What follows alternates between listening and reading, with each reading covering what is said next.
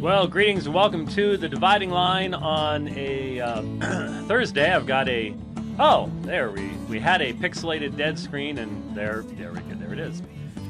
Good to have you with us. We're going to be taking some phone calls later on in the program at 877-753-3341.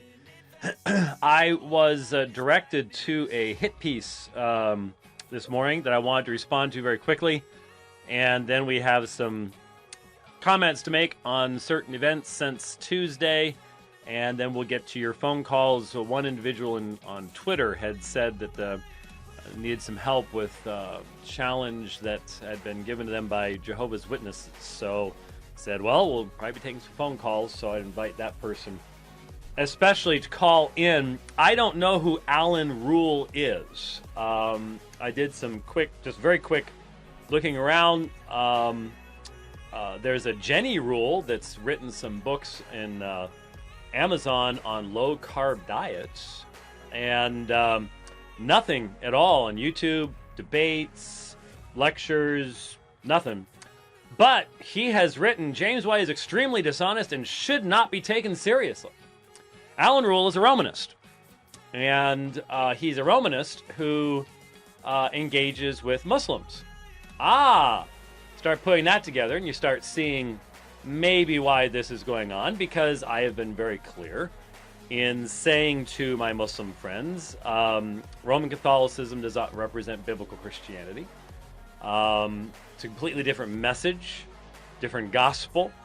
The exaltation of Mary in Roman Catholicism, half the time that I engage with my Muslim friends in regards to texts such as Surah 5:116, they end up going back to Roman Catholicism as an illustration of taking Jesus and his mother as gods besides Allah.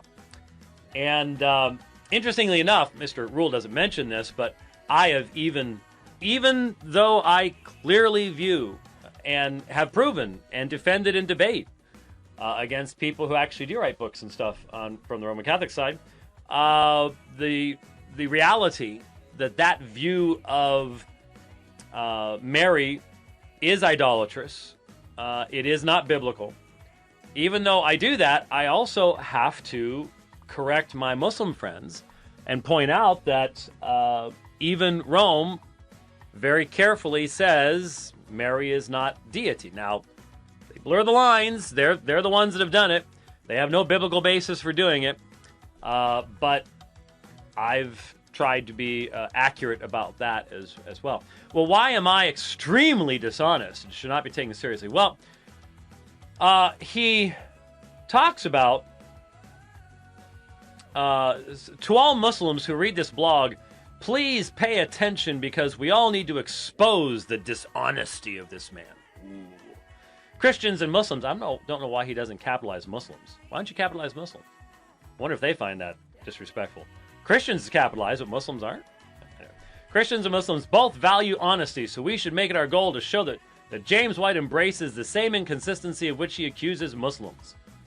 First of all, I don't see why Muslims would watch Catholic versus Protestant debates, so I can understand why they wouldn't have seen this, but they'll be surprised to know that White is a huge hypocrite on the issue of using liberal scholars in debate. In 2008, when James White and Shabir Ali debated on Muhammad in the Bible, Ali quoted many liberals, including Raymond Brown.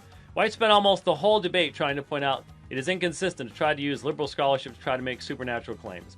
I agree with this, but the problem with White is that he has no problems when doing this with Catholicism. In 2001, he debated Father Peter Stravinskas on the doctrine of purgatory. In this debate, he employed the tactics he condemns when used by Islamic apologists. The debate can be found here, at least provide a link.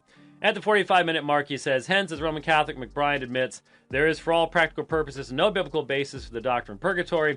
This is not to say there is no basis at all for the doctrine, but only that there is no clear biblical basis for it. When I first heard this statement, I couldn't believe what I was hearing. James White has the audacity to quote this ultra-liberal scholar Richard McBride to a Catholic opponent to make a point, but when Shabir Ali quotes E.P. Sanders, Rudolph Bultmann, or Raymond Brown, it's a big deal.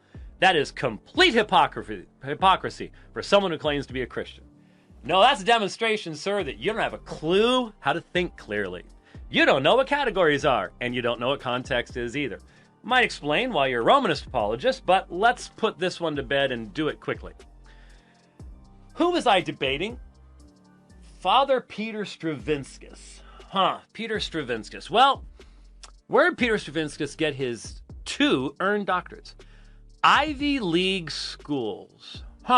You think there's just a small chance that at every school that Stravinskas taught at, and every school where he learned, people like McBrien and these others, Raymond Brown, were the biggest names possible?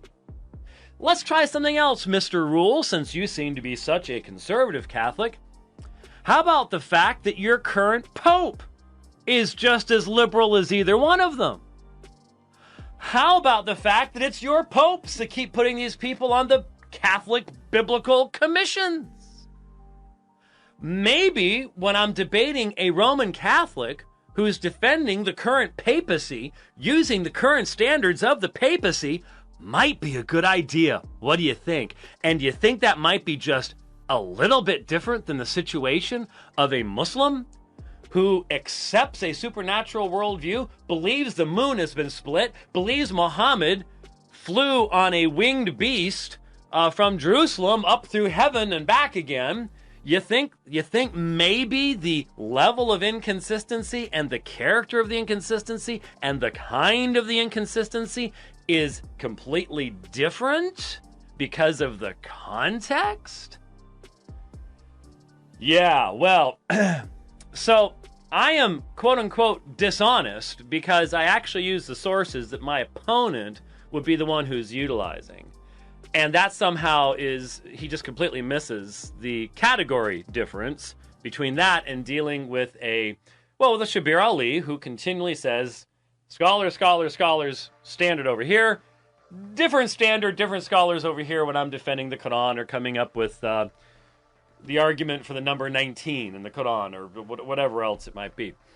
Has nothing to do with this dishonesty, has nothing to do with inconsistency. It has to do with the fact that Mr. Rule